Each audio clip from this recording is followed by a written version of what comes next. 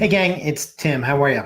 So over the last couple of days, I've talked about how agencies need to invest more into their marketing. I talked about that in this idea of growth stacks, where essentially they need to invest more in the future so they've got greater visibility.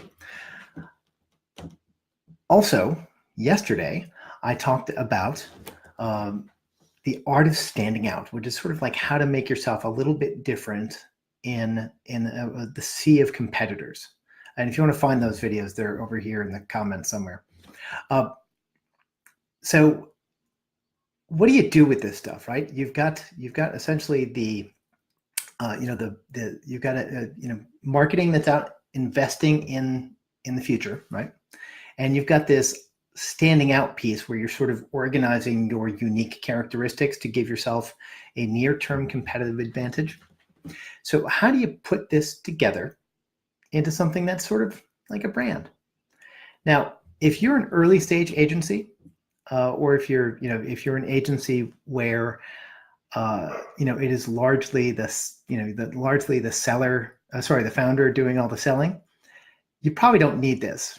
Because you were probably still in a world where you can get by and grow reasonably well through just direct sales efforts. But if you were suddenly, if you've taken that step, right, so you're now a sustainable business, a business of substance, and you need to sort of not only stand out in terms of how you present yourself to clients, but rather have a position in the marketplace, here's what you need to do. You need to start first with those fundamental pieces of standing out. So, your core value proposition, your point of view. You need to connect those inside of a thought. So a brand really is nothing more than a set of organizing principles for the promises you make to your clients. So if you have a point of view, right, you are very focused on, you're very focused on a process advantage that will drive significant opportunity for clients. Again, as the example that I gave yesterday, there's a difference between I run paid search and I leverage intent-based campaigns to maximize new to file customers for retailers. So those are more like tactical, like value proposition. But how do you take that elevated value proposition of intent-based campaigns, that drive to file? How do you take that? That's sort of something you say that people are like, oh, got it, I understand what you do, that's relevant to me. So how do you take that and put it inside of a brand? Now, this is actually really complicated because brands are like really fuzzy. Like they don't really mean anything. But here's what you need to do. First of all, you need to assign some sort of emotion to the brand, right? So everything we've talked about thus far has all been sort of visibility based and around value proposition, referential based. Now you've actually got to put some kind of emotion to it, right? And this has got to come from you and your culture. Are you high energy or low energy? Are you conservative? You daring? Are you bright colors? And you really need to sort of connect all of those like soft, squishy parts of your company to that value proposition. So if yours like super high energy and you've got a young culture that's really vibrant and there's a lot of activity, you're going to want to take that. I leverage intent-based campaigns to generate new to file customers. You're going to want to take that and sort of amplify it. So we understand the intent of your audience, we capture it, and we bring it right into your checkout, right? And so you're going to want to be excited about it. If you're more conservative and thoughtful, and you're thinking, we leverage the very best of high intent search queries to drive visitors to your site who are the most likely to buy. That has its own charms too, right? You're going to want to have a more staid or more sort of muted approach. So really the goal, I think, is to first find the squishy parts of your organization and figure out if it's high energy, low energy, is it all upside, is it downside protection, is it, where do you live emotionally? And then you want to tie together your value proposition, right? Which is like, you are doing things in a customer-centric way. And then you're going to want to wrap it inside of some values. So if you're customer-centric, as you should be when you're selling, you also need to imbue that throughout your organization. So you're going to want to look at your organization carefully and say, what are the things that we truly value? What are the things that really make sense for us to really hang on to? So you need to then take energy, emotion, value proposition, and values and sort of wrap them together in a story. Now, it doesn't have to be a big story. It doesn't have to be a long story, but it does have to be a story. There's got to be a reason why you exist, a reason why you do things, and the result is what the clients get out of it. So you need to then sit down and think about your arc. Why did you start? Why do you exist? What do your clients get out of it? So that's the story that you end up telling, and you're imbuing that with your value proposition and your essential energy.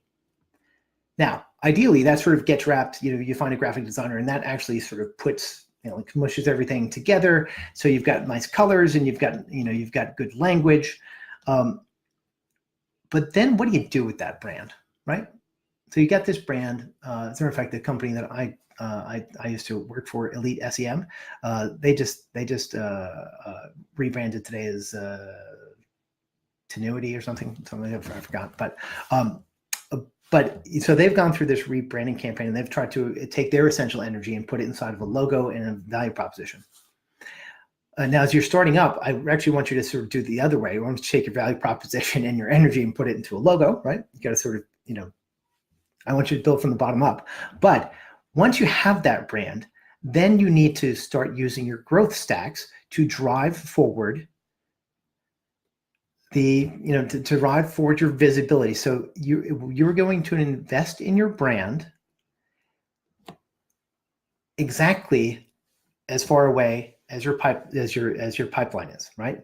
So you're going to want to invest in your brand, like announcing your brand, talking about your brand, sort of sharing values, sharing looks and feels and announcements with the people who are closest to you, right? So that would be your customers and the people who are like right at the bottom of your pipeline, because they're really going to want to be excited about it. And you're going to take this opportunity again to sort of share the story with them and restate the values that you get, the value that they get from working with you.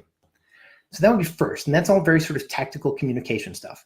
Then what you're going to want to do is you're actually going to want to push into the next phase, which is a little bit further out. So maybe, quite possibly, it's an event. You have an event, or you attend an event and sponsor an event where suddenly you sort of get to, you have your debutante ball, and you sort of have your first public appearance as this brand, and that will give you a chance to tell your story in an elevated way, in a bigger way.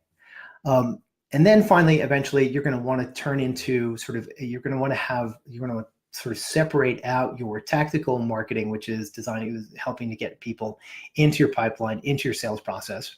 And then obviously they're going to take a perpendicular path, as we talked about before. But then you're going to take this big, this big opportunity, this big brand, and you're going to want to create a space in the market, not only by sort of being at events, but by working with publications,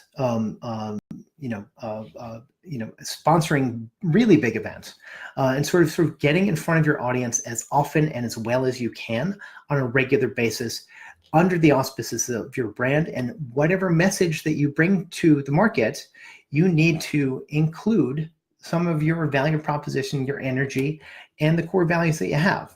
And so since you've been practicing this little story arc of why you exist, what your values are and what you're doing for your customers, by the time you get to claiming a spot in the market, you should be really good at that. So it would be very easy at that point to then say, we are brand A, and we value these things because they bring our customers those things. And that's really how you build a brand. You build it from internal, right? It starts with your value proposition, your point of view, and your values and your energy. They bubble up together, and then you communicate it sort of the reverse way that you think. You start with those who are closest, and work your way out. And then by the time you reach the mass market, you are well practiced enough and have enough feedback from your clients and your prospects that you can then go claim your spot in the wider market. So if you need help, right, getting from value proposition on up, come find me. That's what I do. There's a link over there. Book a meeting. See you soon.